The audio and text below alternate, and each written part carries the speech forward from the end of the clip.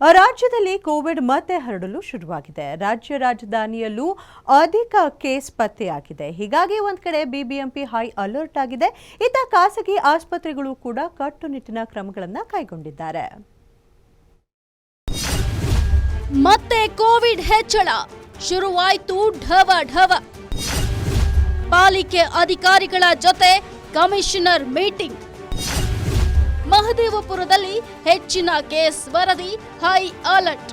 ಕಳೆದ ಒಂದು ವಾರದಲ್ಲಿ ರಾಜ್ಯದಲ್ಲಿ ಕೋವಿಡ್ ಪ್ರಕರಣ ಹೆಚ್ಚಾಗ್ತಾ ಇದೆ. ರಾಜ್ಯ ರಾಜಧಾನಿ ಬೆಂಗಳೂರಲ್ಲೇ ಅತಿ ಹೆಚ್ಚು ಪ್ರಕರಣಗಳು ಕಂಡುಬಂದಿದೆ. ಈ ಹಿನ್ನೆಲೆ ಇಂದು ಬಿಬಿಎಂಪಿ ಮುಖ್ಯ ಆಯುಕ್ತ ಮಹೇಶ್ವರ್ ರಾವ್ ಅಧಿಕಾರಿಗಳ ಜೊತೆಗೆ ಸಭೆಯನ್ನ ನಡೆಸಿದ್ರು. ಇನ್ನು ಸಭೆಯಲ್ಲಿ ವಿಶೇಷ ಆಯುಕ್ತರು, zonal commissioner, ಆರೋಗ್ಯಾಧಿಕಾರಿಗಳು ಭಾಗಿಯಾಗಿದ್ರು.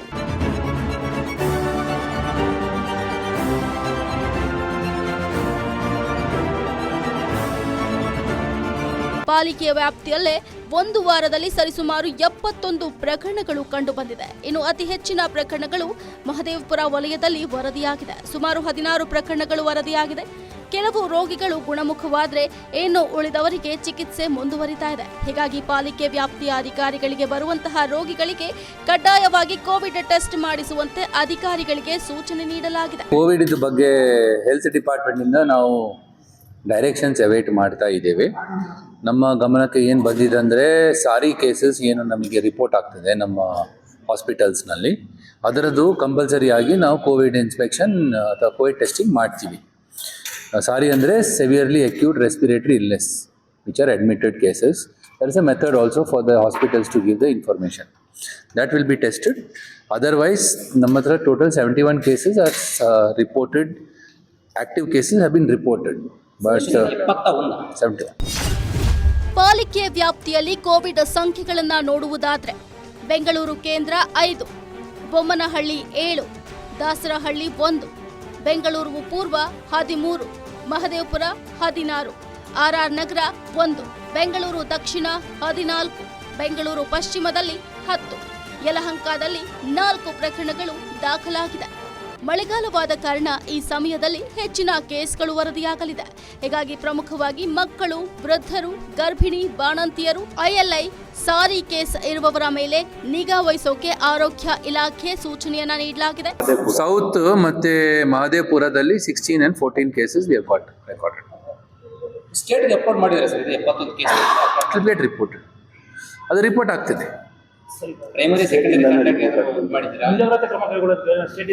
As of now, we are only doing surveys. We are doing testing of SARI cases. ಅದು ಆಗಿದ ತಕ್ಷಣ we will. ಇನ್ನು ಮೆಟ್ರೋ AC ಬಸ್ಗಳಲ್ಲಿ ಮಾಸ್ಕ್ ಕಡ್ಡಾಯವಿಲ್ಲ. ಹೆಚ್ಚಳವಾದ ಕೋವಿಡ್, ಖಾಸಗಿ ಆಸ್ಪತ್ರೆಗಳು ಅಲರ್ಟ್. ಖಾಸಗಿ ಆಸ್ಪತ್ರೆಗಳಿಂದ ಸುತ್ತೋಲೆ, ಎಚ್ಚರಿಕೆಯ ಗಂಟೆ.